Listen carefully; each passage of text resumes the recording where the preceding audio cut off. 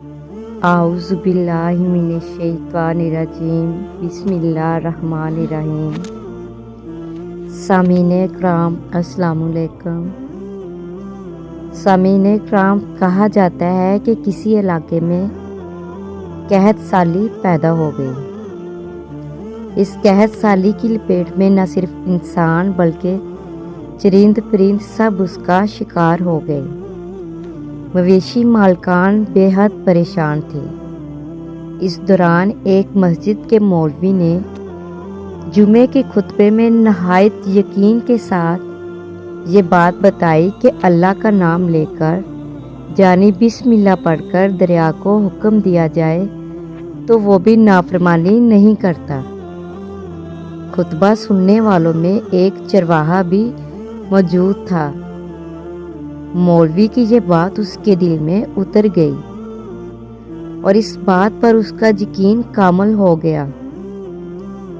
اس نے واپس آ کر اپنی بکریاں کھولیں اور سیدھا دریا پر چلا گیا۔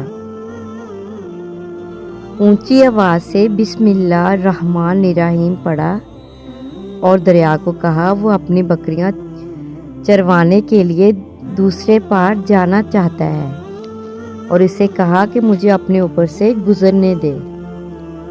یہ کہہ کر اس نے اپنی بکریوں کو لیا اور دریا پر چلتا ہوا دریا پار کر گیا۔ دریا کے دوسری طرف کا علاقہ گھاس سے بھرا پڑا تھا۔ درختوں کے پتے بھی سلامت تھے کیونکہ کسی کو جہاں تک آنے کی رسائی نہیں تھی۔ اس نے خوب اچھی طرح اپنی بکریوں کو سیر کروایا اور واپس لوٹ آیا۔ پھر یہ اس کا معمول بن گیا کہ وہ بکریاں پار چھوڑ کر واپس آ جاتا اور شام کو جا کر بکریاں واپس لے آتا۔ اس کی بکریوں کا وزن دگنا چگنا ہو گیا۔ لوگ چونک گئے اور اس سے پوچھا کہ وہ اپنی بکریوں کو کیا کھلاتا ہے۔ وہ سیدھا سادہ اور صاف دل نوجوان تھا۔ اس نے صاف صاف بات بتا دی کہ جناب میں تو بسم اللہ الرحمن الرحیم پڑھ کر دریا پر چل کر اپنی بکریاں دوسری طرف چروانے لے جاتا ہوں۔ یہ بات سب نے سنی مگر کسی نے اس چرواہے کی بات پر یقین نہیں کیا کیونکہ یہ ناقابل یقین بات تھی۔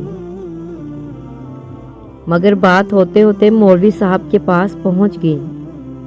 مولوی صاحب نے اس چرواہے کو بلوایا اور سارا ماجرا پوچھا۔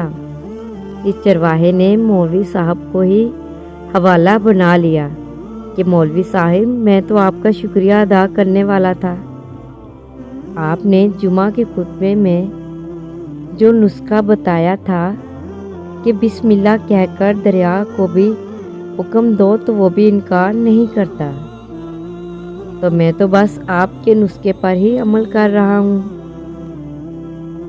مولوی صاحب حیرت سے اس کے چہرے کو دیکھتے رہے۔ مولوی صاحب نے کہا بھائی صاحب ایسی باتیں تو ہم ہر جمعے میں کرتے ہیں، فقط ان کا مقصد لوگوں کا ایمان بنانا ہوتا ہے۔ مگر بکریوں والا ڈٹا رہا کہ میں تو بس بسم اللہ کہہ کر پانی پر چلتا ہوں اور بکریوں سمیت پانی پار چلا جاتا ہوں۔ آخر کار مولوی صاحب نے صبح خود یہ تجربہ کرنے کی ٹھانی، جسے دیکھنے چرواہے سمیت پورا علاقہ بھی آ گیا۔ مجمع زیادہ تھا۔ مولوی صاحب نے ایک دو بار سوچا کہ انکار کر دوں کہ کہیں ڈوب نہ جاؤں، مگر وہ جو مولوی صاحب کو کندھوں پر اٹھا کر لائے تھے اب بھی جوش و خروش سے اللہ اکبر کے نعرے لگا رہے تھے اور مولوی صاحب کے حق میں تعریفیں کر رہے تھے۔ آخر کار مولوی صاحب نے اپنے ڈر کو دور کرنے کے لیے ایک رسہ منگوایا۔ پہلے اسے ایک درخت کے ساتھ باندھا، پھر اپنی کمر کے ساتھ باندھا، پھر ڈرتے ڈرتے ڈھیلا ڈالا بسم اللہ پڑھا اور دریا پر چلنا شروع ہو گئے۔ مگر پہلا پاؤں ہی رکھا تھا کہ پانی میں گر گئے۔ مولوی صاحب ڈبکیاں کھانے لگے اور پانی کے بہاؤ میں بہنا شروع ہو گئے۔ लोगों ने खींच कर बाहर निकाला।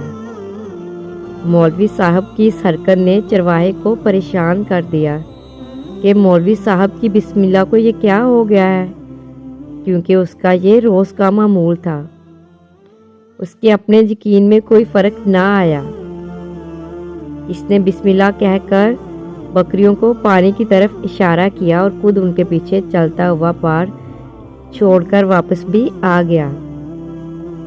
लोग इसे वली अल्लाह समझ रहे थे और इसके हक में नारे लगा रहे थे, मगर वो सबसे बेनियाज सीधा साधा इंसान था।